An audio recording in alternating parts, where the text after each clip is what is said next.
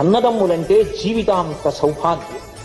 ఇంటికి అన్నగారు ఉన్నాడు అనుకోండి, తమ్ముడు పరమ సంతోషంగా ఇంట్లో శుభకార్యం జరుగుతోంది అంటే ముందు అన్నయ్యకి చెప్పాలి, అన్నయ్య నువ్వు వచ్చి పెద్దరికం వహించు అనాలి. అంతేకాని అక్కరలేని పక్షపాత బుద్ధులు అన్న ఏదో అనుకుంటాడని తానే ఊహించి అన్నయ్యని దూరంగా ఉంచడం మహాపరాధం. అన్న తన తమ్ముడి బిడ్డని తన బిడ్డగా భావన చేస్తాడు. నువ్వు తండ్రి అయితే ఆయన పెదనాన్న, ఆయనకి పేరు పక్కన విశేషణం ఉంది పెదనాన్న అని. కాబట్టి ఆయనకి ఎంత ప్రేమ ఉంటుంది, ఆయన సంతోషించడు.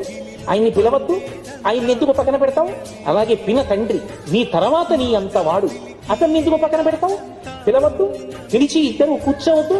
చిన్న చిన్న విషయాలకి తగువు ఆడుకుని అన్నదమ్ముడు ముఖాలు చూడకుండా ఎందుకు బ్రతకాలి? 60 సంవత్సరాల వయస్సు వచ్చేసిందా?